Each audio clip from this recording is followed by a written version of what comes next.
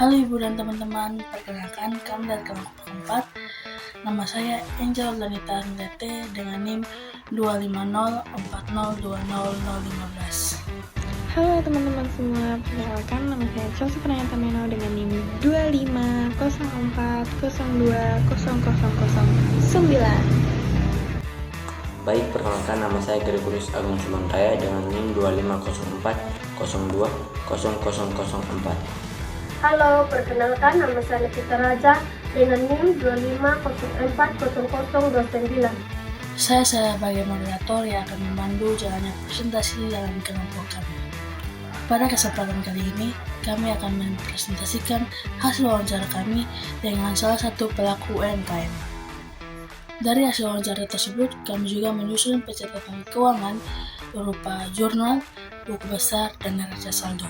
Baik, tanpa berlama-lama, kita mulai presentasinya. Saya persilakan kepada pemateri pertama.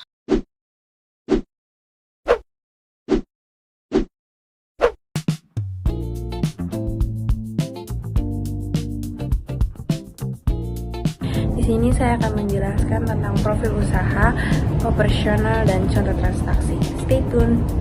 Baik, pada slide yang pertama ini saya akan menjelaskan tentang profil usaha. Usaha ini dimiliki oleh Bapak Eki. Jenis usahanya itu adalah UMKM yang bergerak di bidang kios dan bengkel. Jadi usaha ini tidak hanya menjual barang kebutuhan sehari-hari, tetapi juga menyediakan jasa perbaikan. Lokasi usaha ini bertempat di Jalan Mota Ain Naikoten 1. Usaha ini sudah berjalan selama 5 bulan, yang berarti masih tergolong usaha baru namun sudah mulai berkembang. Baik, yang pada slide kedua ini saya akan menjelaskan tentang operasional usaha. Untuk aktivitas usaha, pertama, pembelian dilakukan secara rutin setiap bulan untuk mengisi stok kios. Kedua, penjualan dilakukan dengan dua cara, yaitu secara tunai dan menggunakan QRIS, sehingga memudahkan pelanggan dalam bertransaksi. Baik, untuk transaksi utama, modal awal usaha itu sebesar 25 juta, kemudian digunakan untuk membeli peralatan dan stok barang. Selain itu, ada biaya operasional seperti pembayaran listrik dan sewa tempat. Pendapatan berasal dari jasa bengkel dan penjualan barang. Dan terakhir, pengambilan pribadi atau prive oleh pemilik usaha. Baik, yang ketiga yaitu contoh transaksi. Pada slide ini ditampilkan contoh transaksi yang terjadi dalam usaha tersebut.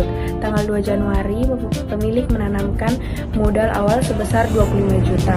Tanggal 7 Januari dilakukan pembelian stok sebesar 7.850.000. Tanggal 20 Januari, usaha mendapatkan pendapatan dari servis sebesar 500.000, dan pada tanggal 29 Januari diperoleh pendapatan dari penjualan sebesar 1.750.000. Dari data ini kita bisa melihat bagaimana alur keuangan usaha mulai dari modal, pengeluaran, hingga pendapatan.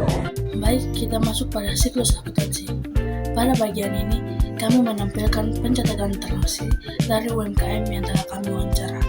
Setiap transaksi dicatat berdasarkan tanggal dan jenisnya. Contohnya, pembelian peralatan dan kebutuhan usaha dicatat sebagai pengeluaran. Selain itu, dari data jurnal dipindahkan ke data buku besar agar lebih rapi dan mudah dipahami. Saya akan menjelaskan neraca saldo dari data yang telah disusun. Neraca saldo ini terdiri dari 3 bagian utama, yaitu nama akun, kolom debit, kolom kredit. Setiap akun dicatat sesuai posisinya, apakah berada di debit atau kredit. Untuk bagian debit terdapat kas sebesar 10 juta rupiah, piutang sebesar 100.000, peralatan sebesar 2.900.000, perlengkapan 785.000,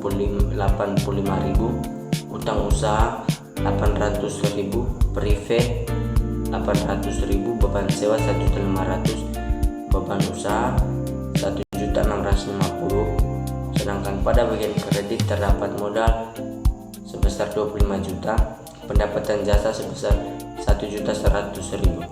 Setelah dijumlahkan, total debit dan kredit sama, yaitu 26.100.000.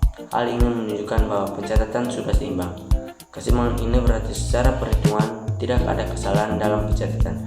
Namun, neraca saldo belum menjamin semua transaksi sudah benar, hanya memastikan jumlah debit dan kredit sama. Selanjutnya, kita lihat bagian refleksi lapangan. Di sisi kiri praktik, saat ini masih dilakukan dengan cara yang sederhana saja, cuma mencatat modal awal, pengeluaran yang keluar, dan pendapatan yang masuk, belum menggunakan sistem akuntansi yang lengkap. sedangkan kendala yang ditemukan adalah pencatatan yang belum lengkap dan tidak teratur. Tanpa pemisahan akun yang jelas, jadi sulit mengetahui kondisi keuangan secara rinci dan juga ada risiko terjadi kesalahan saat menghitung. Baik, saya akan menjelaskan bagian refleksi lapangan. Yang ketiga, urgensi sistem. Penerapan sistem akuntansi sangat diperlukan untuk membantu pencatatan keuangan yang lebih rapi dan struktur. Dengan adanya sistem akuntansi ini, pemilik usaha dapat mengetahui kondisi keuangan secara jelas, mempermudah pengambilan keputusan, serta mendukung perkembangan usaha. Yang berikut kesimpulan. Berdasarkan hasil observasi, usaha kios dan bengkel Pak Eki telah melakukan pencatatan keuangan secara sederhana, yaitu hanya mencatat modal awal, pengeluaran, dan pendapatan. Namun, pencatatan tersebut belum sistematis dan belum menggunakan sistem akuntansi yang lengkap. Oleh karena itu, diperlukan penerapan sistem akuntansi yang lebih struktur agar kondisi keuangan usaha dapat diketahui dengan jelas, serta mendukung pengelolaan dan perkembangan usaha ke depannya.